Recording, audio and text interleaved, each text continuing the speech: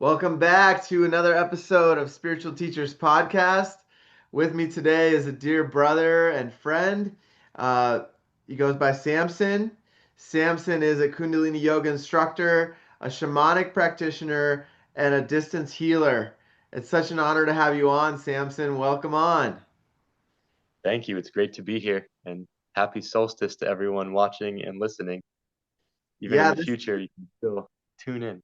Yeah, this video is going to be released several weeks after the summer solstice, but we're recording it on the solstice. So it's a beautiful day to do this. So I'm really stoked to have you on, bro. And some of the topics we may cover today are 1,000 day Kundalini Yoga Kriyas, Samson healing his broken back with Kundalini Yoga, the Christ Kriya, stories of the saints, and the Ho'oponopono, and way more that's just covering the surface of what we're gonna dive into today. So, Samson, we would love to hear how it all started for you, your story, and how it all evolved with your awakening journey. So I had a lot of recollection as a child. So I don't know if it's a continuance of awakening or an awakening. I would probably say it's just kind of being born already anchored in it. So it's really Hmm. interesting for me to empathize with being asleep and then discovering spirit later, because it's like I never actually had to believe because I had constant conscious contact my entire life. And my journey was more about relating to people.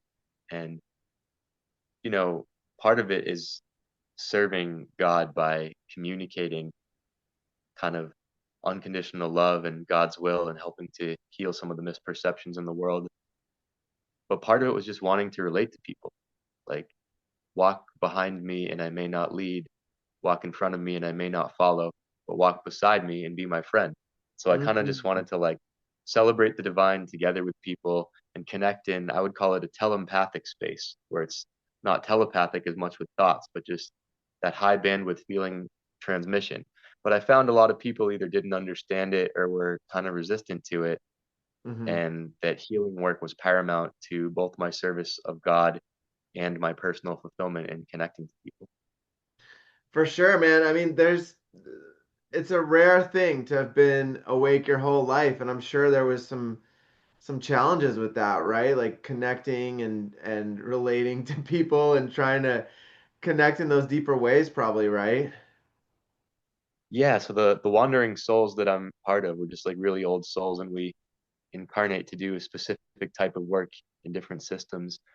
We tend to incarnate into lineages that have certain challenges, and you know, whether you call them like curses or karma or whatever, it's patterns of consciousness and emotion that aren't serving awakening. And in the Divine Science by Sri Yukteswar, I think I have the book right here, The Holy Science, excuse me.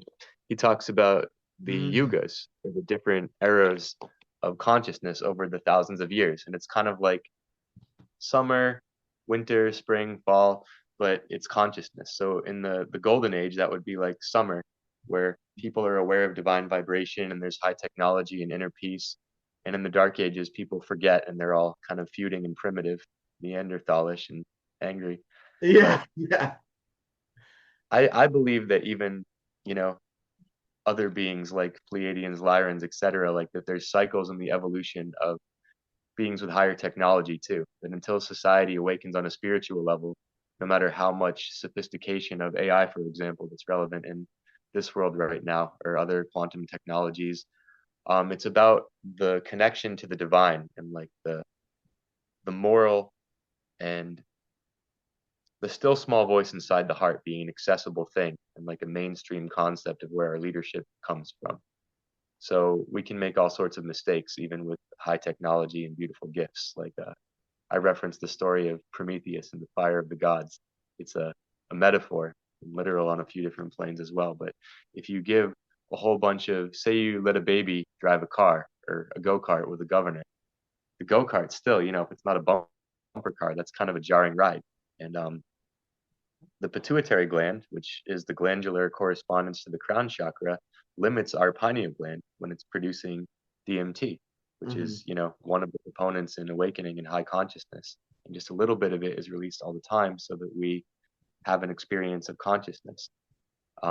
There's 5 different states in which it's excreted extra intensely, but when we are facing too much awakening energy, so much that we would kind of flip out and not be well adjusted in our lives, the pituitary gland isn't just the nectar gland, it's actually the poison gland as well. It's like a governor on the go-kart of our consciousness, Hmm. and it Hmm. limits our accessibility to higher consciousness and extra life memories and such things so that we feel safe and we can learn the lessons that are relevant to our current level of maturity and our current focus and our present reality. And the Yeah, electromagnetic field of our heart is, outside of, say, holotropic breath work, which stimulates the heart, or psychedelics, which can stimulate the heart as well. It's or Kundalini yoga and the different breath work and mantra in that. It's a state of natural compassion and empathy, where this toroid field from the heart actually shifts the polarity inside the pituitary gland and allows one to stabilize higher consciousness. And so that's what a lot of us that have some or all of the yogic cities awake or higher remembering of divine connection are experiencing, like electrochemically and emotionally, to allow for that. for And sure. our injuries, our traumas that we haven't completed processing of, our resistance to, divinity and consciousness, those are the places where spirit slows it down and simplifies things so that we can Mm. face and digest, say, parodies of what our real issue is until we feel safe enough to digest the challenges and blockages in our energy and return to that authentic, genuine heart connection.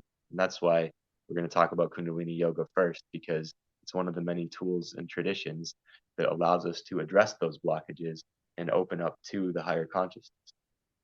For sure, for sure. Yeah, and before we dive into that, you mentioned the yugas. So there's the Kali Yuga, and what are the other ones? What are the names of each of the yugas? That's a great question. I think I can refer to the contents in the holy science here. Okay, okay. Do you have them off the top of your head? I don't know. So I know there's the Kali Yuga. I think there's a Durga Yuga. I'm not sure about that one, but the yugas I know are associated with different Hindu deities, I would presume, right? Yeah, I love the whole like one god, many god topic because imagine a tree and then it's got many branches. So maybe Mhm. the branches would be aspects, kind of like how angels, instead of looking like a whole bunch of freaky Alex Gray eyes, no offense to all the angels, they take form so that they're approachable to us. And it might be androgynous and bright light and beautiful, or it might be like male or female, like a companion, just whatever we're ready to see and whatever is relevant to the messages that are shared. And so I feel that way with the many deities. It's not that they don't exist, but they're also not separate from that singular force. And they may appear to be our older brothers and sisters, if not unrelated completely on a different plane of consciousness, but they're actually just fractal reflections of God talking to God. And so that's a lot of what the whole picture is about. In Lakesh is an ancient phrase that means you are another me, I am another you. Mm. Padme is another word that means I see God in you. And there's these codes.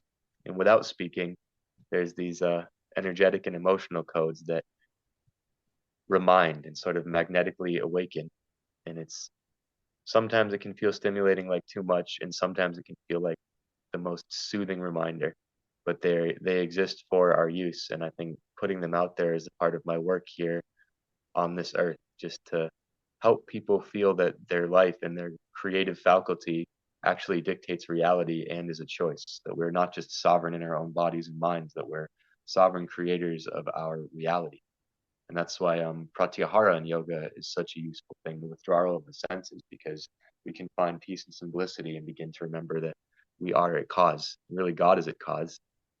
Um, so the yugas in simplicity, I'm not sure the Hindu deities or the Sanskrit names for the yugas, which I would love to go over again because it helps me be a better teacher. But their meaning, I'll say the same thing about not just the bandhas, but like the gunas, the locks of desire, love, and identity. Free. Like the Um, locks in the body, right? In different cultures, there's different locks. There's the mulbanda, right, which is mhm. like tightening your sex organs and your rectum. And then there's the lock like right by your diaphragm, and then That there's a was neck Uddiyana lock. bandha, yeah.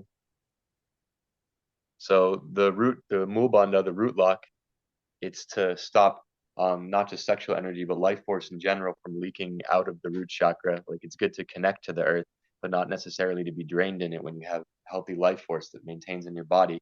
So like the eight brocades and Tibetan system, Kundalini yoga, so many different systems of yoga and qigong and alchemy, like Taoist alchemy, they're using that to block the flow of downward energy when you're having an exhaling breath or a Mm-hmm. downward focus, and then let Mm-hmm. it build a certain pressure for different removals of blockages and cultivations of the nervous system, the connective tissues, etc. Um, the Uddiyana Bandha is kind of as the belly draws inward and upward, kind of like you see the Indian yogis that are most famous for it, having like the many different shapes of contraction in the belly with such perfect control. I did a was it 12, 18 day mostly water fast with the master cleanse. So there's a little bit of cayenne pepper, maple syrup in there, etc. Mm-hmm. Lemon. But my stomach was doing that. I was going to 3 to 5 hot yoga classes a day and then doing my own practice. This was in Wow. Sedona many years ago. And I felt how it just like pumps the energy up the spine because it goes in and up and it's pushing the fluid, kind of like your digestive tract and system upward. And that could also kind of like pump it down and out the root. And then the third one is you just like, there's a string at the top of your head and slightly tuck back your chin. And Mm-hmm. that motion kind of constricts the glottis, just like when you're doing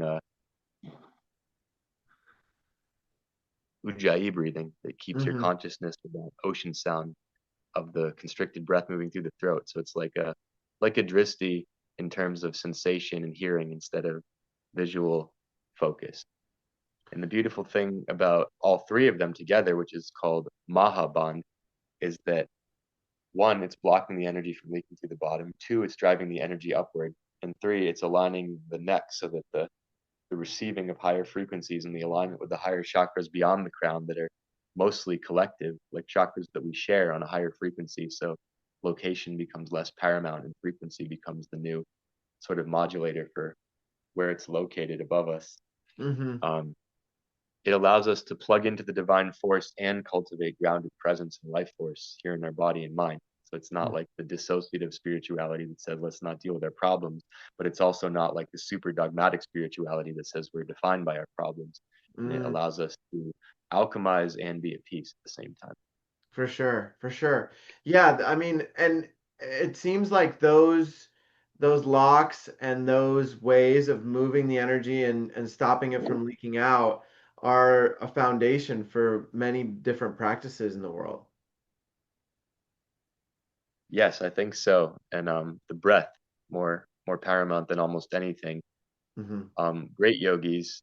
I think yogis have been mistaken for like different kinds of mystical creatures before because of their strange abilities. But slowing the breath and being in the hospital once or twice, and then like slowing my heart to the point where the nurse had to come in and like turn down the resting heart rate because I was using trance to lower my heart rate Wow. because I was bored in the hospital and I was practicing my yoga. You probably Eventually, the freaked them nurse out over there, man. a little bit. Eventually, the nurse just kind of looked at me and she was like, "Can you stop that?" And I was like, "Yeah, sure." But she had it set super low. I asked her a few questions about like how low she set it. Another time, I was in the gym in college and I was, working the elliptical because it's easier on my ankles than running and jogging. I like biking too. I do For a lot sure. of energy ball and distance healing and stuff when I'm biking. So anyway, I'm doing the elliptical and I had the little heart thing plugged in to monitor my heart rate. And I'm like, what if I just maintain my speed instead of trying to go really fast for cardio and then lower my heart rate at the same speed? So this is lowering my heart rate during exercise. Uh-huh. And I was really enjoying it and I felt myself getting more powerful, but I wasn't trying to like hurt the machine or anything. I was using the same amount of effort and yet the potency in my muscles and my energy field was growing. And then Mm. suddenly the leg broke off the elliptical and shot across the gym and bounced all over the place and scared me and everybody else in the gym. No way. Yep.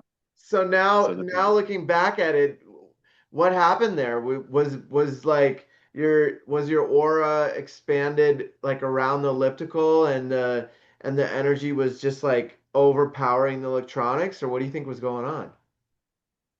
I've been able to get Wi-Fi signal like out in the middle of nowhere in a good mood, and then I've like, kind of accidentally blown up some tower speakers at a festival a couple times in a row when I was like overexcited, not just frustrated, but even just overexcited. So that energy follows the frequency of our consciousness. It can either be harmonizing or distorting depending on the emotional frequency that we're emanating, which comes back to us being a cause. So in this case, it wasn't my energy directly that was affecting the elliptical because it was very dense and physical, and my energy is you know, kind of ghosting through a lot of physicality. Only a little bit of it is making contact. Only a small percentage of our oversoul is actually present in our body and mind. We're very extended and multidimensional beings more than we usually witness and realize. And that said, I think it was just the potency of chi, prana, oha, ojas, whatever you want to call it. The life force in my body was being amplified because when you slow down your heart rate, you open up higher brain waves. So my strength was being enhanced by extra dimensional forces and just having access to a slightly larger percentage of myself or the beingness that any human has access to. But we don't usually tap into it because we're not usually trying to calm down to the point of deep trance and relaxation while we're working out. We might just calm down to not overexert ourselves in a sustainable way, but that's not a common practice. And these days, we're approaching the golden age, which is like summer and divine radiation and beautiful connection to God, where the highest practice is silent meditation. But we're still in, I feel, that age before that. You could call it akin to the spring. The winter would be the dark age. The fall would be the fall of consciousness. So we're in the rise of consciousness, but not quite stabilized, and a lot is being purified. And because of that mantra or any sort of repetitive focus on the divine, on God, on love, on compassion, divine mother, divine father, whatever deity or aspect of the beloved energy that is resonant with you is the most powerful way to stay connected to the spirit, because in silence a lot of the distortions, a lot of the purifying process that's speaking so loudly in our current collective reality would distract us and pull us out of that center point focus, that pratyahara, the withdrawal.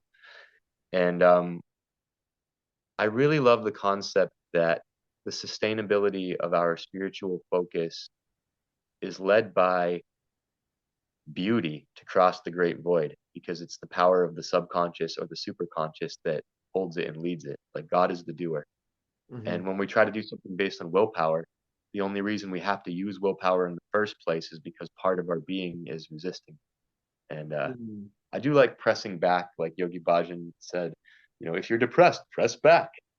And he was a Saturn teacher, and there's a lot of stuff, kind of like sad stuff, like about same as Bikram or John of God or whatever, about um, just all the abuse of that spiritual attention. And that's why I Yeah. think it's beautiful that we're meant to be concentric leaders instead of figurehead leaders, because we're not as susceptible to that corruption. So even if one of us has a bunch of wisdom, instead of letting someone elevate us like a figurehead, we admit the weaknesses in our ego and the part of our awakening that's still in process, and credit God and the energy of the guru to good, clear mediumship and loving prayer, and we can kind of pass the voice around or share it together. And the attempted checks and balances of democracy are actually a metaphor for the checks and balances of each other's ego to stay in touch with the divine during these difficult ages. And that feels like a very I beautiful love thing. that. I love that because I feel like that's so important. And I forgot, I heard the other day. Oh, I was listening to a Ram Dass podcast of Ram Dass speaking in the 70s, and he quoted the Buddha, and the Buddha said that community is like number one for spiritual growth and development. And I would like to take it even a step further than that and like accountable community, you know? It's like community that, oh, okay, what the Buddha taught is one of the books that Samson's holding up, and then the Yoga of Jesus. I love it. I love it. Is the Yoga of Jesus written by Paramahansa Yogananda? It is. It is. Okay. And I haven't seen that book by him. I gotta check that one out. Autobiography of a Yogi, the classic one was the only book on Steve Jobs' iPad when he died. Oh yeah. So a lot of the technology that influences the development of the modern world actually has some of the teachings and philosophy and energy of great spiritual teachers inside it. And a lot of times people think these worlds are separate, but technology is a part of nature, and our difficult emotions are a part of our divine nature, and everything is really providence and blessed and connected, including the difficult things. And I think the reasons most people feel any type of disconnect from their own emotions or the divine force or greater awareness is the struggles against that, like feeling like something couldn't possibly be righteous or good or divine if it's hurting their feelings or blowing their mind in a way that it's like I can't see righteousness inside that. And the courageous move is presence. Hmm. I am Satnam, just to look closer and open your heart to what is, move beyond the judgment, be unpretentious, and be present. And then all doors open with persistence. But when you're trying to use willpower to do that, you just kind of get deflected off the pain and hubris of your own perspective, your own subconscious traumas, stories, and calcified energy. I use that for the pineal gland, fun Mm. metaphor. Hmm. But that calcified energy, and it can soften because the catalyst is love. The catalyst is all the parodies of each other that we are, that God perfectly aligns, the repeating, fractal, holographic reflection that we are, is kind of like a code for remembering, removing those veils. Okay, somebody else's problem is bigger than mine or not as bad as mine. Somebody else's gift is bigger than mine or not as bad as mine. And we're willing to view it without even realizing it's a distorted reflection of our own process. And we get the codes that we need through the filter that we need to feel safe. And over time, our soul gathers momentum and feels healthier to be more truthful and more connected. It's a very pure, providential, guided process. Um, and I like to share these things that I call divine context so people feel safer as they walk their path and they can honor themselves where they are and not rush to awakening and not defy it or deny it as if it's something scary either. For sure, for sure. I totally agree with that, and I think another big piece is surrender because you were as you were mentioning that it made me think of a men's circle that I was part of last night where we did a cold plunge, and some of the guys they just sit down and they can just start breathing and be fully present.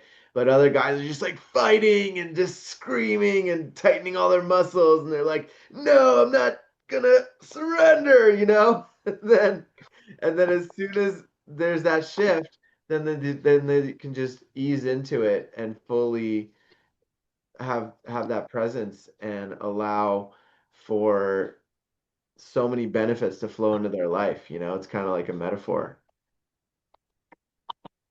It is. It's in the beginning, you have to use effort to surrender because there's these habits of contraction. I'm going to turn off my video for a sec as I attempt to plug in this older phone model, but I'll continue speaking. Um, so at first, there's these habitual contractions, just, the cold. This is bringing me to Wim Hof, another really beautiful one. But he Yeah. says the cold is the teacher. And he went through a lot of really difficult things with his wife and his kids and health. And then he also ended up teaching his twin brother to do the same techniques. So Mm. they were realizing it wasn't just some freak of nature ability that he had, that it was a transferable thing, and using science and biofeedback and many medical devices to validate that. The Tibetans call it tumo, like that. You can melt snow and melt ice and dry freezing water on towels on your back without a shirt on, and we can generate this inner heat. And that's one of the divine abilities called siddhis, Siddih. If you want to look it up, beautiful viewers out there.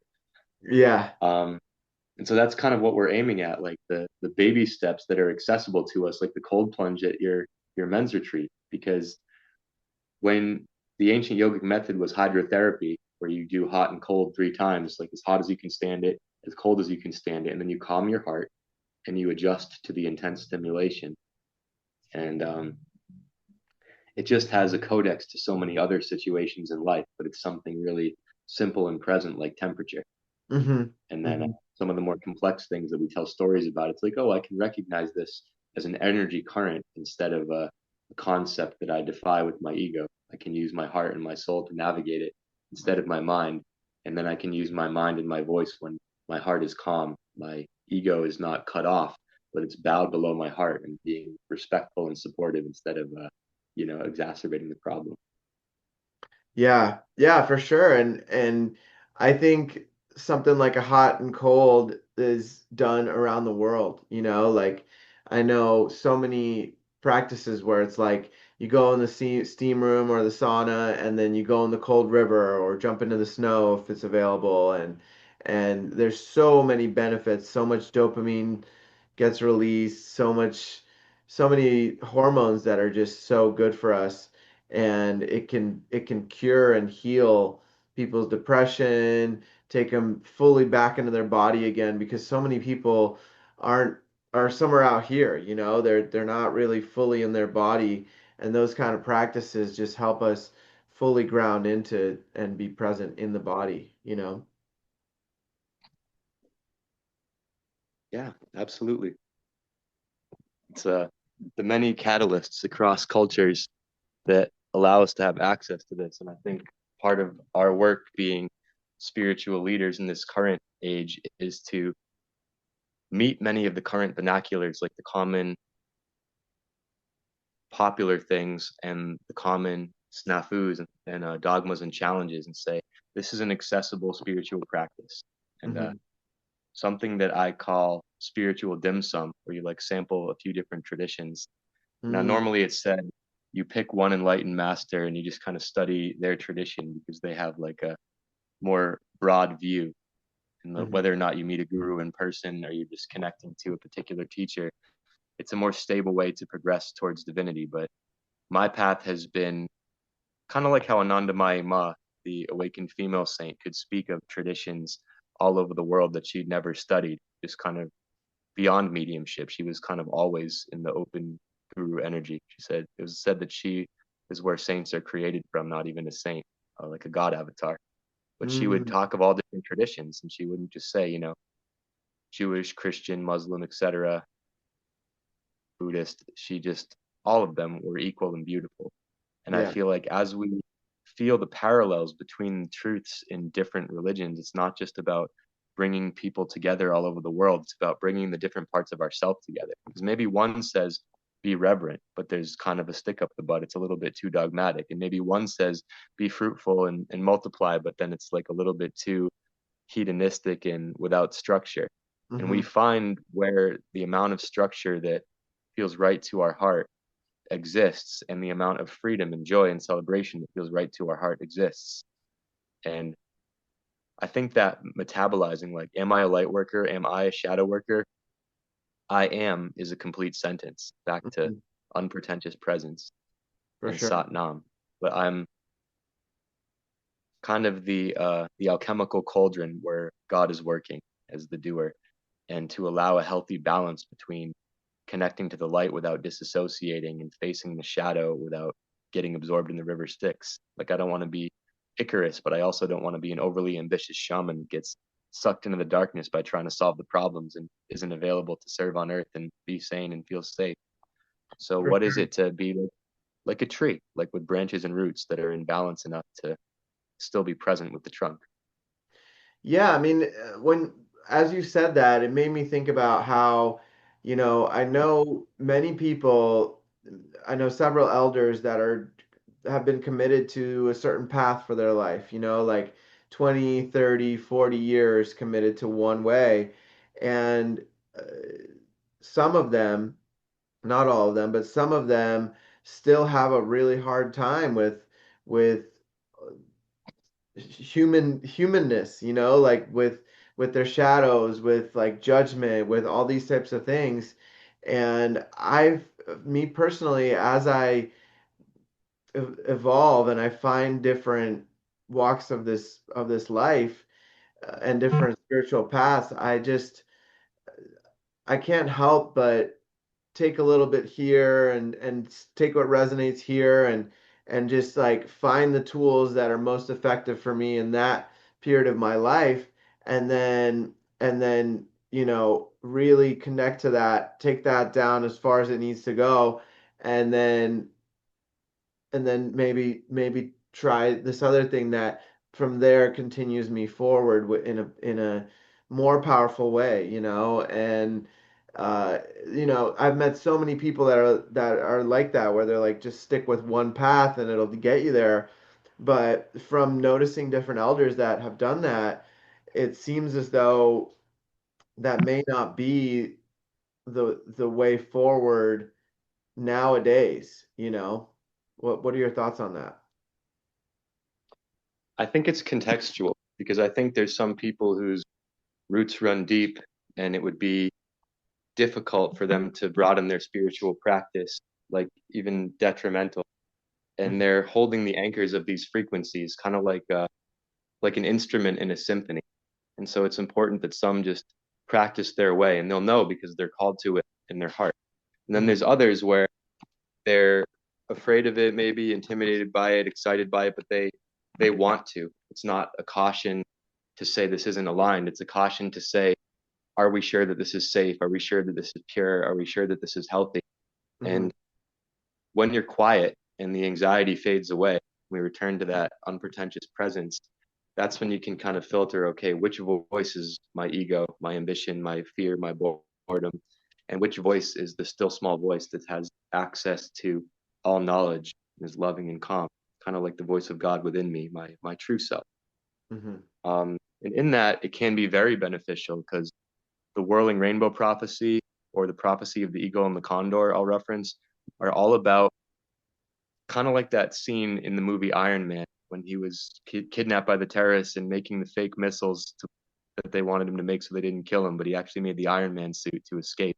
And it's a Mhm. metaphor for making the light body, but the light body has the intersection of many different spiritual traditions. So ultimately, we are waking up. Like we go from meat to vegetables to sun gazing, but not everyone has to do it. And we go from, aggression and frustration to quiet discipline, but a little bit frustrated, even while we're being virtuous, to smiling masters. But not everyone has to do it. And Mhm. everyone has that free will to grow at their own pace. And time and space are a lot more interblended and flexible. And a higher dimensional perspective allows for the delays and the ways that people act differently. And we don't all just, drink the Kool-Aid together and awaken. We have to Mhm. honor the resistance that's within us to, Yeah. one, have unconditional love and connect to creator, and two, to be able to begin to transcend that resistance because it's not broken. It's a part of spirit's pace. And spirit is the most cultured and masterful teacher. So it doesn't just rush into the pleasure of good things. It gives you all the delays and all the mystery and all the ambiguity. And it doesn't always feel like, flirting and your ultimate beloved and your true self guiding you through this beautiful creation. It feels rocky when you resist it. And perfect love is a perfect mirror. It Mhm. will show you yourself and allow you to rise into your potential by choice instead of, shoving your higher nature down your throat because Oh yeah, part of that's the for sure, adventure bro. is the sovereignty in the process of awakening. Yeah, I know for me, a relationship has been such a mirror. It Mm. shows me all of all the parts of myself that haven't been fully embodied and integrated yet, and these deeper core wounds come up, and it's it's a really, like you said, a really powerful mirror. And I think I've grown the most from relationship. And Well, it's this is not it's not inevitably. just romantic relationship too. It's like what we were talking about earlier with collective relationship, community relationship, close friend groups. It doesn't necessarily have to be a romantic partner just to get those reflections. Yes, and there is that with the romantic, it can be very heightened, kind of like the guru disciple relationship. Hmm. It's they're all aspects of the relationship with God, which is inclusive of all of them, but transcending all of them as well. And I find the romantic one to be a powerful one too. I feel very connected to the beloved as an archetype of God, reality, in the inner self.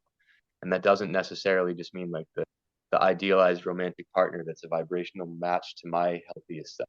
Like before I transcend into God and don't need to have a self, I'm like my best self. And then what's like the gender polarity match to that? That's like a really beautiful portal and meditation topic. And yet it's all of the relationship, or else God would just have us in a reality that's completely about the romantic beloved. But it is my favorite. Like, what do you like? You like the baby Jesus? Do you like the fat Buddha that's like playful with the big belly? Do you like, the really strong spiritual warrior archetype? Do you like the Christ that is everywhere, like the Holy Spirit, or the Christ that's actually a spiritual figure you can talk to, like a mentor or a friend? Do Hmm. you like the Divine Mother or the Maiden? There's so many, anything that you can conceive of that gives you a sense of the higher potential and your best self. That's a form of God that's worthy of communicating with. And it's not blasphemy to connect to God in a way that feels right to you. Those are some of the most broken codes that keep us apart. And I feel like some of the delays and distortions are just so easily recognized as God's plan and all part of the beauty and flirtation within the awakening process, the divine romance, like, God breaking the fifth wall. Because the Hmm. fourth wall is like, you're in Shakespeare and it's like, oh, audience, I'm not supposed to know that you're there, but here's this thing about the plot. And now back to our illusion. Uh-huh. And the fifth wall is God doing that to us in this dimension. And I really love that. Yeah. I was talking about it for many years, and then on the show Rick and Morty, they said something about breaking the fifth wall, and I was like, yes, it's in the field. Like it only took a few years for semi-mainstream culture to get it. Yeah. Um, Yeah, it's happening. It's happening. I the mean, romantic relationship. Go ahead. yeah, it's really cool to watch, how society shifts the more of us awaken. It's like it seems as though these inauthentic ways of relating, even different shows, people are craving that authenticity. They're craving that realness, right? And more Well, we and can't binge. more. What's that? We can't binge numbing stuff anymore. Like the Great Solar Flash is a whole nother topic, but it's basically just a part of the transition to the golden age. And the more the energy flows in for us to be awake and aware, the more difficult it is for us to lie to ourselves and each other. And like the compartments bleed together. Like it's hard to keep stuff pushed down in the subconscious. We're like, man, my disassociative pleasures seem like way more sickening and less pleasurable and more frustrating to me. But that said, when you connect to the divine force, it feels more approachable and like not as intimidating too, because the ambient vibration around us and our collective co-creation is kind of guiding us to be more awake and present with the higher energies. It's like you're a sailboat, but there's still a wind in the collective co-creation. So it's Yeah, easier to, tack more closely to the direction of the wind to sail faster. It's a little harder to tack against it. So the main current is awakening, and a lot of the darkness and distortions and blockages in the collective are currently being dispelled, which is why it appears so chaotic in the world right now.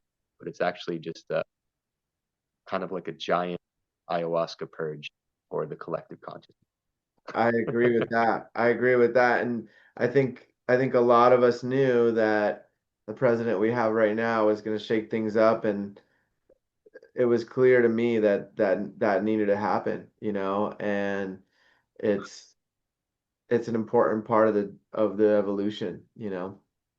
Set a new precedent, that's for sure. There you So go. Yep. The even the president's word setting a precedent. even the word Trump means one up. And like a lot of times, what is it that we're not supposed to talk about? God, sex, and politics. So let's talk about all of them because those are actually invisible. And that's where God is hiding inside the things we avoid. Where God is already present is the things that appear beautiful to us because it doesn't take effort. But where the water's too hot, where the water's too cold, you know, we don't have to be Icarus or get lost in the river Styx either. But there is a rate of growth that honors the soul, and too slow or too fast has its relevant distortions. Think of it as the geometry of nature or the permaculture of souls. So, so much food for thought. So people don't need to take in all of this because the beings that, um, the beingness that I'm trying to acclimate to this reality speaks so much faster and such a higher bandwidth of both feeling and intelligence than I can. And I'm trying to slow it down and codify it, but there's just a lot. So slow down and codify what I'm saying too, and just like work with the parts that resonate because For it's going to sure, be for sure. a lot of information at once, and I'm learning to pause and make it more accessible.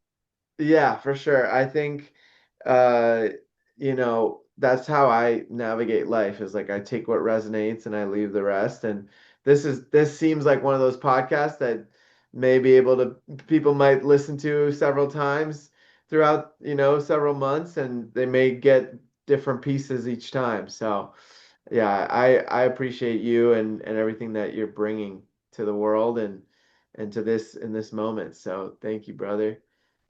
Yeah, I And want to thank you for the stability and commitment to create this structure and share people such as myself with the world, because it's like the ringing cedar trees, like you have to be harvested and share your gift or else it just burns inside you. for sure. I'll let you finish and then I'll go back to the thing you said about relationships before. Yeah, for sure. I mean, it's that's what it's about, right? Like as the collective awakens, the people that have the messages and the codes, like you were saying, need to be in the spotlight to share and to really express. I feel like I'm making a transition to that, so I guess I can ask for help from you, which I didn't even have to, and you just showed up because we appreciate each other. So thank you for that bond, and to all the listeners. Um, there's many titles and many gifts and skills that I have, and many more than I have that I can activate in others. And I want to share what I have access to because it's meant for a lot more than me. And Hmm. I'm not a figurehead. I'm not too concerned with ownership or personal attention, but I want there to be attention toward God and the spirit and inner peace and all these wonderful resources and the higher potential for humanity. So if anyone does want to reach out to me, I'm sure there'll be a way to provide my email or number. And towards the end, we'll talk about distance healing, but there's a few foundational things I want to include. So Yeah, putting that out there, yeah, thanking we can you for definitely making it we'll fun. definitely share, your email and your Instagram if you want down in the description, and people can reach out whoever wants to connect and do you feel like this is a good time to talk about Kundalini Yoga and the Thousand Day Kriya?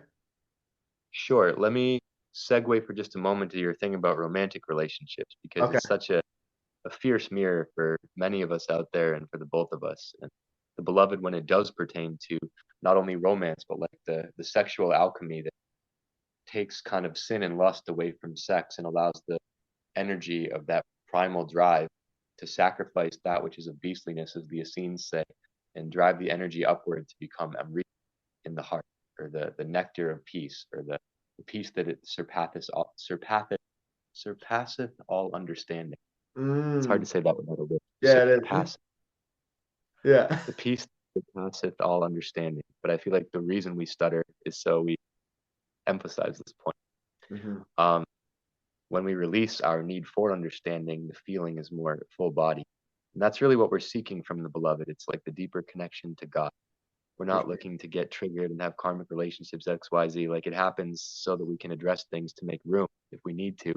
But there is that focus on divine love that can very efficiently alchemize these things or even help us to transcend without disassociating from these lower planes of relating into deep, abiding, unconditional love that doesn't expect a thing. Hmm. After all these years, the sun never says to the earth, "You owe me." Imagine what is possible with a love like that. It can light up the sky. It's a roomy, I believe. That hits deep, man. That hits right in the heart. I felt that. So Yogananda says in the second book, um, Second Coming of the Christ Within You, it's like as long as War and Peace, it's the one after Autobiography of a Yogi. He has a chapter about intimate relationships, and he says the highest form of connection with God is in celibacy, but not everyone is ready for that. And I'm paraphrasing grossly. So, Hmm. um, when the desire to connect romantically and sexually is inside of you, you know, follow it because the emotional themes that are behind that help you to be ready to not fake that celibate connection with God where you're suppressing it and there's all these problems in the alchemy. And, even if you don't go out there and like violate other people's boundaries energetically, sexually, you're still going to suppress your energy and maybe hurt your health, even if you Hmm. have virtue. So, in the sublime transformation that occurs with healthy romance and like addressing codependence and addressing the fierce independence that's a wall to God and your own self, not just romantic partners, you allow yourself to blossom into the connection with God that is more direct. And it's not like first this and then that. The connection to God doesn't need celibacy. It's just heightened by it if it's aligned. And the connection to God doesn't need a romantic partner or a beloved. It's just heightened by it if it's aligned. And if For it's not sure. aligned, it's actually distracted by it. So that's where we're trying to filter out the ego. And that's where we can transition to Kundalini Yoga, because these sacred forces come into play along the lines of that theme. Yeah, and before we transition into that, I really had this like visceral experience of opening my heart over the last couple of weeks, like having these deep triggers of my deepest core wound by my partner, and leaning into it, recognizing that it's not anything she's doing, it's just that is being reflected to me by her.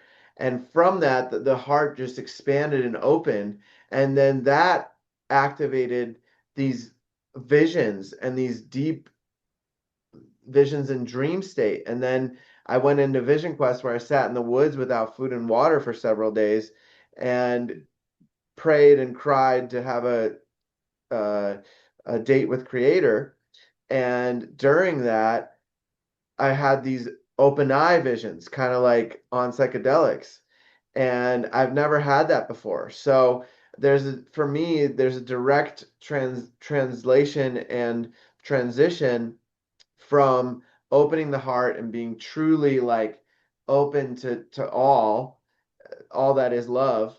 And from there, that opens up all these other gifts, which there's definitely a connection there. Have you found that for yourself as well?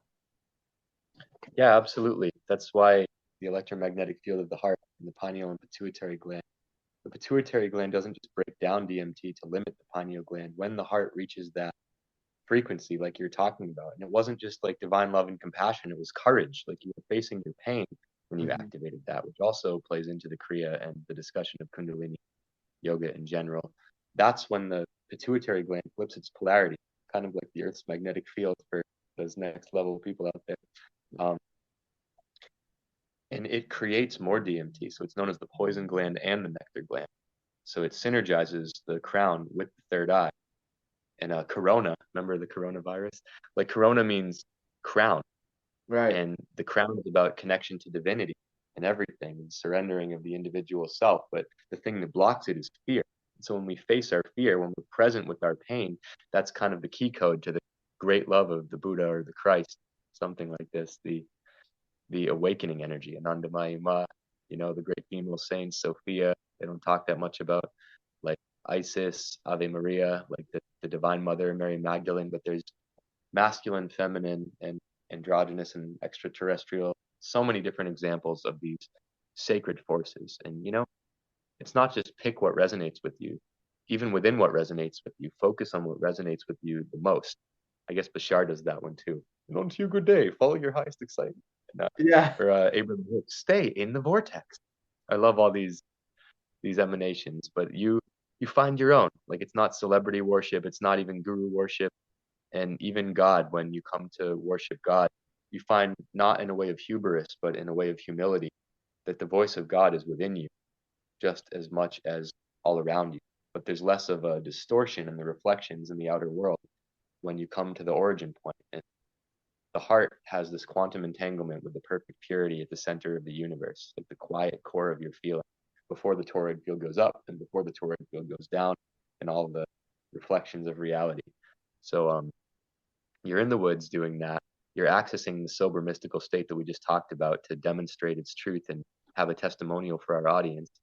And that's what has been happening to me since childhood. Like, you know, giant psychedelic pupils, completely sober, channeling the mediumship state. And then sometimes I'll calm it down on purpose or because of my own emotional challenges, because spirit is balancing my neurochemistry. I don't claim to be an enlightened master. I'm just a very gifted medium and a devoted being. And I Mm. remember some of the nature of my soul, like some Matthias Di Stefano type stuff, expanded awareness of the soul's journey beyond just this individual body and mind. But That said, I think admitting our limitations, even as teachers and guides and healers, that allows us to have community and peers and mentors and support instead of trying to become a figurehead. That's the old way of leadership. The second coming of the Christ within you, that Yogananda book that was talking about, sexuality and celibacy. Within you, it says, Buddha Maitreya, the future Buddha, is also a collective consciousness. You will do works greater than mine own. Jesus quote, if I'm not butchering it. And Yeah. I was raised Jewish, so the New Testament's a little new to me. But I feel the parallels between all the different, if not all, most of the different traditions talking about the way that we're meant to express God and connect to God together culturally and societally instead of just focus on one figurehead. And that doesn't mean that we can't have glorious examples among us. But Trevor Hall, my love is just a reminder, find your center.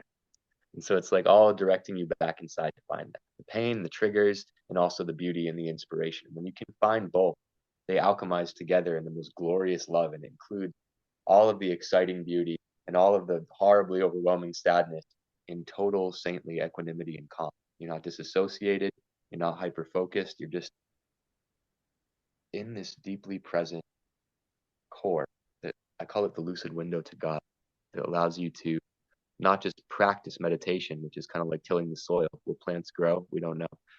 It's by the grace of God, meditation is like a higher spiritual phenomena that comes to us. The practice of meditation is very different than the state of meditation. So some people spend their lives and barely get a glimpse, if at all. And some people spend just a moment in some of the most inspired states of heart and they get it all. So Yeah. it's really just how genuine can you be in your heart and what in your life is going to support you in that. Meditation and prayer, the walkie-talkie with God, takes many different forms for many different people. So my message is embrace yours and relate to each other in sovereignty and authenticity. I love it. I love it. Yeah, man, I totally resonate with all that. And uh, I'm really curious. You're one of the few people that I know. I think I may know two other people that have done 1,000 day Kundalini Yoga Kriya. And for those that don't know, a Kriya is a yoga set, and Kundalini is a type of yoga that is called the yoga of awareness. So, with that being said, you had broken your back before you started the Kriya, or did you break your back while you were doing the Kriya? I already had hundreds of days of momentum into the Kriya. So I'd already learned it. My one of my teachers, I was at seven centers, and Shraddha, who owned it, has passed away, and I didn't even know that she had cancer, but I got to give her a hug in Natural Grocers in Sedona, just being grateful that she helped my life. So I go to the studio there and I'm like, what sort of yoga instructor training should I take? And she's like, Kundalini. And I'm like, such a fast answer. Um, and so I said, why? Because I'm in the class doing headstand and breath of fire and taking like multiple yoga classes in a day quite often and not really tired, a little bit loud and exuberant. She's like, some people drop out, like it can kind of burn people out. It's really intense and a little energetically risky, but so are you. So I think it'll be a perfect. She saw you, So man. She saw your soul. he called me out. Shraddha, she's shrewd. Um, so anyway, Hari Jap was the guy from Yogi Bhajan's system that was a direct student of Yogi Bhajan. And he had so many great stories in classes. He's the one that did Christ Kriya, where it's like, that's the hand position, and you have your arms bent like that for 25 minutes. And Yogi Bhajan said, don't be a hero. Like just one arm totally out to the side and one totally up. You hold it for 11 minutes and you get most of the benefits in the last three. And in India, people used to have less materialism and less drugs and you know more focus, less stimulation. So they would do some of this stuff for hours. And Yogi Bhajan significantly watered it down for drugged up, distracted Americans to be able to progress spiritually. And Yeah, Gurumukhi, right? yeah, Gurumukhi is derived from Sanskrit, and it's like a really deep and ancient vibrational language. And that's what a lot of the mantras are. Vaheguru Ji ka kosa, Vaheguru Ji Fateh. Um, so the 1,000 day Kriya that I ended up picking, like I have Jewish blood that goes way back. I think there's some Polish people like 8 generations ago or something, but it's pretty pure, like the 13th tribe of the Holy of Holies. That's where you get live long and prosper from Dr. Spock.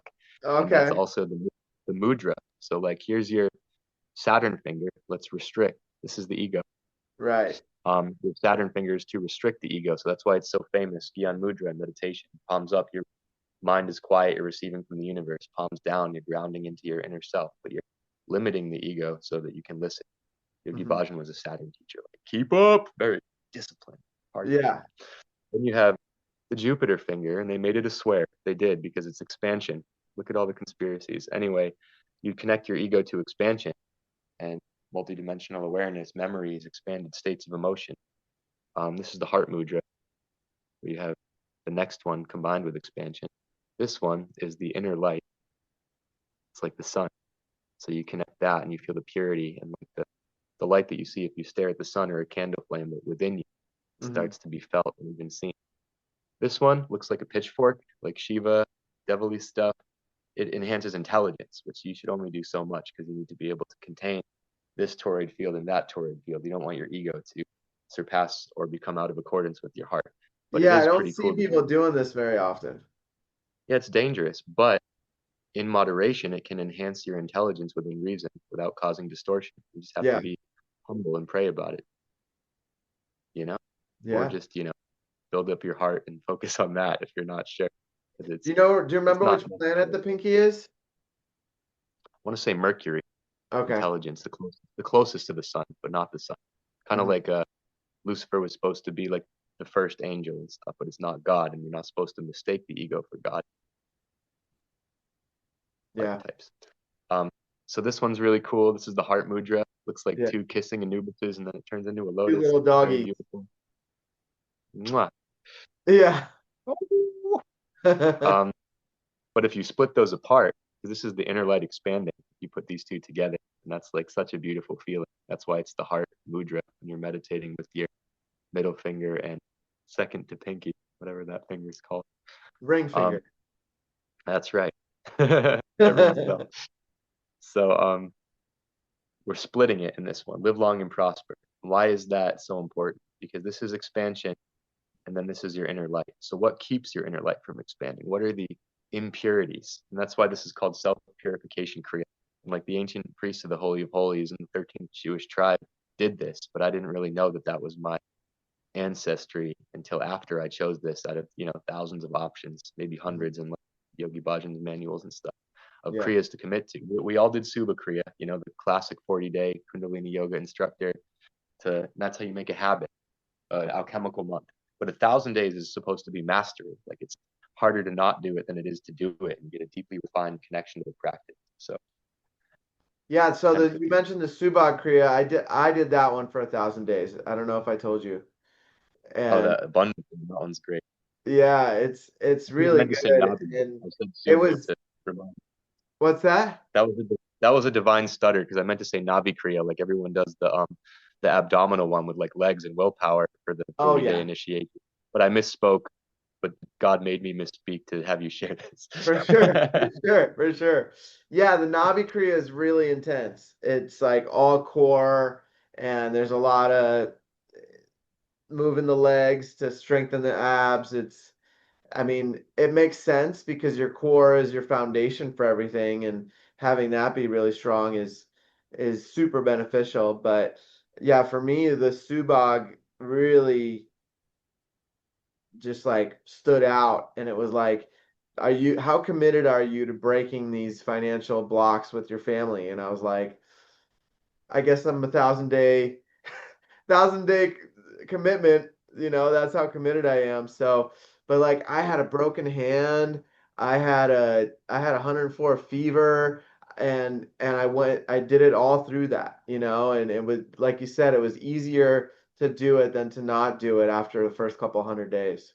Breakups, deaths in the family, broken spine, like so many challenges. But they come up to test your mettle and say, do you really want to go this deep, or do you want to, slow down and give these things that you're used to being attached to some attention and energy? And it's not sinful, it's not bad. Like it's okay to go at our own pace, but sometimes we are ready to break through and transcend our limitations. And the energy of our actions speaks for itself through the power of our heart. When the soul is ready, God is the doer, and it rises up, and all of the mountains become molehills in relation to the fire of the spirit inside. For So sure. that's what I've discovered. Such cool So mediumship. yeah, I'm really curious, like, how did you break your back and how did you heal your back with this Kriya? So I get sunburned pretty easy. Like I used to bike around with my shirt off like 80 to 100 miles, get sore, be cool. I did some Reiki on the meniscuses of my knees and made those pains go away completely. It's like a few minutes, it feels better. Biking, it hurts again. So eventually I just took a couple hours, just got rid of the pain. So I've been, gifted in a few of the little things for a long time. It's hard to call them little, but compared to this, it was little. Hmm. So I'm doing this thing where the pressure builds up and you sit there for 11 minutes and, you know, I like to sing Om Namo Gurudev Namo, the opening mantra that calls the inner teacher for Kundalini. And if you're not, celibate in a cave with a guru, balancing the Ha and Tha, the sun and moon channels, so that the Kundalini rises naturally in safety, maybe over multiple lifetimes to awaken, then you pick something like Kundalini, where you take a risk and you activate Sushumna directly, whether or not you're in balance. And you call the inner teacher and you call the golden chain. And I personally have coined the golden web to call in multiple masters from multiple traditions because I feel good about that for me and my students that consent to it. Um, and yeah, then you have the guidance, but the guru is within you, and the guru is called in the astral instead of the physical. So there are some risks, and you got to be willing to take them and then step back if it feels too extreme. It won't ruin you all at once. If it's too much for you, it'll give you little hints, and you can say, okay, that's enough for me, too much or just enough. Or you can stay with it and really enjoy the intensity of it and know that your soul feels ready. So in Yeah. my case, my soul felt ready, and I did take a break after a while from another story that I'll maybe tell on a different podcast. But this this one, I got sunburned. Like my sun shield went away because of emotional stuff in my life, and like very easily in 5 minutes, and I'm like sleepy for 3 days. It's been getting a lot better since then, but I'm like, I don't know, 300 to 500 days into the Kriya out of 1,000. It's a little more like a few years, I guess, a little less than a few years. Yeah. So car accident, like getting sleepy, smart car kind of hits the ditch, and like if I had a seatbelt on, that car flipped and crushed itself. So I would have, been deceased if I was inside of that crushed vehicle, Hmm. unless God had another even more extreme intervention. So I'm flying through the air, like hitting the windshield kind of woke me up pretty well, and everything just That'll kind of do slowed it. down. Some sort of angelic or godly presence, I don't know, I was kind of preoccupied, like completely cleared my head and calmed me down and woke me up and flung me forward at a different angle because I was coming down to get paralyzed to really sever the spinal nerve. And I felt it. I felt the timeline. I felt the energy of it. It was There was some other energies involved. I'll just put it that way. But Hmm. it's all divine, even the freaky stuff and the conspiracies. It's all providence. So I got flung forward. By what force? Maybe it'll be revealed to me in time. Uh-huh. And I damaged a vertebrae, and like my back that had a perfect curve was sticking out like a stegosaurus kind of. You Oh couldn't see wow. the bone through the flesh, but my legs were shaking like crazy. Somebody drove by and, saw me attempting to army crawl to my phone that was like 20 feet away. I think I flew 20 meters, 60 feet, and landed right on my Oh, spine. And jeez. so I called my friend who was a doctor, but not to treat me, just to drive me to her vineyard. And I sat in a dark room and she brought me food once a day. And I did some of the most painful yoga of my life. And Yeah. it made the shaking go away on the third day and fixed my spine. And the paramedics actually came up to me in the ditch because that person driving by called them. And I refused them. I'm like, you don't have a legal right to touch me. I'm in shock. Please don't ask me again. And I managed to like say that with a bunch of focus. And I'm just like, really being impacted by the pain and the shaking. So I'm a pretty strong yogi, but again, I'm not an enlightened master. I'm an intermediate, if the beginning stages of advanced student. So that said, I had my challenges. I wasn't just perfect peace navigating this mortal coil. Like I was hurting and identifying with some of that pain, really Yeah. rocked by it. So I had to face my fear to refuse those paramedics. And I didn't know if this would be successful. I just felt that if I went to the hospital, my injuries would like solidify and condense instead of be able to be reshaped. So I Yeah. did this yoga alone in that room. And then after a few months, I was able to kind of get a bunch of my back bends back. But in 3 days, I was able to heal it. And there's no crack, there's no misalignment. it's amazing. And all the stories Wow. of the great saints that I'm like, is it legend or is it truth from like a more advanced time? Or is it accessible to us or not? Is really my question. And I'm like, oh wow, it's definitely completely accessible to us. So now I hold the artifacts of different saints and some of their traditions and a little bit of their powers, just a tiny, compared to that, a tiny amount. But I know how to share it and how to teach and how to invite and how to initiate and where I'm allowed to and where I'm not. Right, right, for sure. It's a very beautiful thing to say, all things are possible with God, but it's a really beautiful thing to feel that all things are possible with God and be able to share that awareness. So that's another reason I'm so passionate about it. And as I lived out those 1,000 days and slightly beyond, and then returned to the practice after some humbling experiences, um, it doesn't matter if you've broken your vows 1,000 times before, all are welcome here. This is not a caravan of despair. Like, Mm, there are no unforgivable sins because everything is from God and everything returns to the awareness of God. It never actually leaves God in truth. So it doesn't mean you won't feel bad about it inside the current perspective, but it does mean that that frequency is there, the primordial innocence that we all possess. And anything that isn't of the root of God is illusion. That is, the illusion itself is still of the root of God. Just if that actually existed, it wouldn't be, but it doesn't. So there's even the illusion of the existence of evil is a part of God's providence and perfect love, and it doesn't occupy every reality. And it's part of the framework of devotion and light and grace. So there's a battle on the most basic level of consciousness, and then there's a dance kind of on the first level of awakening. And it's kind of beauty and celebrating and not trying to get from point A to point B or express anything, just gratitude, celebration, peace. And then there's a state of being where even the dance becomes moot and it's just a resonance. Kind of like a Sof and Ein Sof in the Kabbalah. You've got, I believe, Ein Sof is God beyond form, like beyond time and space, all time, space, dimensionality, and lots of other things that we can't conceive of very well in stillness, in total peace and awareness. And then Ein Sof is more like our crown chakra. I mean, Sof, excuse me. Reminds me of Goddess Sophia, controversial. Um, that's God within form, the sum total awareness of the entire universe and all dimensionality within time that is learning and growing and can have, I don't know if it would be fear and excitement like you and me, but it has that experience of growing and learning.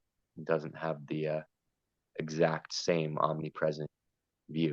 And so it's beautiful to travel down the rabbit hole from the contemplation of the mind of God all the way to the self and have a sense of that beautiful scope to remember that context. And things are a lot brighter and more possible and beautiful and conscious and intentional than we tend to assume or think or feel in the background based on the filters of our trauma. So it is nice to be able to see through them and relate to these higher concepts as a doorway and an invitation, even while we're still, drinking the Kool-Aid of our egos and the lower reality and our struggles. And just because it's from God doesn't mean we're stuck only focusing on that. And I think a little detour into the divine doesn't make us disassociate from our human responsibilities. It just helps to inspire the way that we approach them. absolutely. Absolutely, man. I couldn't agree more. And I think one of the final topics we wanted to discuss was, let me check here. We wanted to talk about the stories of the saints. Did you want to touch on that a little bit? Yeah, that and distance healing. Yeah, yep. Oh, I want to do another shout out. Charlie Goldsmith is pretty cool. He does like a lot of meditate for a second, make people's pain go away, sort of thing. But Okay. it's like he doesn't necessarily have like speaking in tongues in the religious angle. I really like the Holy Spirit and the connection to God and giving all credit to God myself. But that's not the only way to do it. And sometimes you're connected to the Spirit and you don't have to say it out loud too. So I just want to give the invitation to open mindedness of the synergy that leads to the awareness of unity instead of the judgment upon sin. Like, yes, we do sacrifice and release that which is of beastliness, but in our own time, in our own way, from the fullness and authenticity of our heart, instead of trying to pretend to be virtuous so we don't feel bad about ourselves. Like, be honest that you feel bad about yourself. Digest it. Get support. Support others. It's a natural process. So the stories of the saints are about some of the beings that do great good deeds with or without the super yogi powers. And the ones that I'm more interested in are the ones with the cities. Like there's somebody who went to a mental institution. Shout out in the comments if you know the story and want to provide the details. Looked at the case files, was not allowed to visit the mental patients. A Hawaiian prayer, ho'oponopono, translation, I'm sorry, please forgive me, thank you, I love you. And you can say it in English or Hawaiian, ho'oponopono, like a chant is mean, or in English or your native tongue.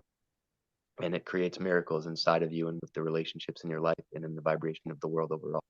It's more the intention than the mantra. There's one saint that was talking to a very learned man, and he'd been pronouncing this mantra incorrectly.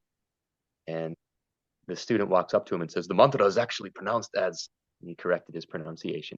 Mm-hmm. And so the saint, completely humble, he just starts walking toward this lake, saying it correctly with the new pronunciation quietly to itself, muttering it to himself, practicing it correctly. And as the younger student that just taught him how to pronounce it correctly is watching, the saint begins to walk across the lake as he's muttering it to himself. Like, oh, I guess the pronunciation isn't as important as I thought. Maybe that guy could have taught me more than I Uh-huh. just taught him. Wasn't even relevant what I just taught him. And it is nice to tap into the morphic fields, the collective energy momentum of a whole bunch of praying people and get the spiritual knowledge right. But it's also even more than nice, like paramount, to not rely on that and realize that your sovereign connection with Creator can take any form. And what the still small voice tells you to do, it's not just best for you, it's best for the what I call the sovereign symphony, the moving of God through the collective in a way that we as individuals could not possibly orchestrate with our cerebral capacity, even with the assistance of AI and all the super intelligence synergy of everything. It doesn't hold a candle to omnipresence, to omnibenevolence, to omniscience, to God. For And sure. there's proof positive of that higher consciousness and the love inherent within it from observation of the coherence of these massively complicated systems that are in perfect synchrony with each other all the time, and even the Yeah. ways that they change. There's a perfection that isn't just self-fulfilling prophecy coming from people that want to feel safe. There's a perfection that is evident in observance. And all the great masters say the same thing as the, nervous little cultists that want to avoid the responsibility. It's all perfect, so I don't have to like have emotional accountability, pay taxes or whatever. But the masters say the same thing. It's all perfect. And they have a completely different countenance when they say it because Yeah. they have confidence in the darkest corners of reality that's just as beautiful as the arc at the peak of heaven. It's the same. Yeah. And Anandamayi Ma, a great female saint, even a god avatar like Babaji, Mahatma Babaji, she said, "Before I was born, I was the same. As I live, I am the same. When this body returns to ash," I'm paraphrasing, "I will remain the same." Mm. That's not just true for her. And so these saints remind us not through miraculous David Copperfield, but authentic yogi power entertainment shows. They remind us through the potency of the feeling when we hear their words and connect to their presence that my love is just a reminder. Find your center. That the saint, the higher potential lives inside each one of us. So on that note, I do distance healing. And I don't claim to be one of these fully awakened, most amazing saints, but it is quite beautiful. And I like collaborating with other distance healers, and I like teaching people how to access energy healing, mediumship, and prayer for themselves. And my beautiful podcast host here will provide my contact information for you to look at. And I just want to send each and every one of you that I've met and that I haven't met my love and my sincere prayers for your peace, your happiness, and your awakening process and connection to spirit. It's such a privilege to be able Mm. to connect, share my voice and my love and my energy in a Thank you, more brother. direct way like this. Thank you. Thank you for co-creating this. Yeah, thank you, man. I feel like we could really keep going for many more hours. And I really felt your love when you said that. So um yeah, Samson's an amazing spiritual teacher, an amazing guide, an amazing friend, amazing brother. And I am so grateful to have had you on. And yeah, I love for those watching on YouTube.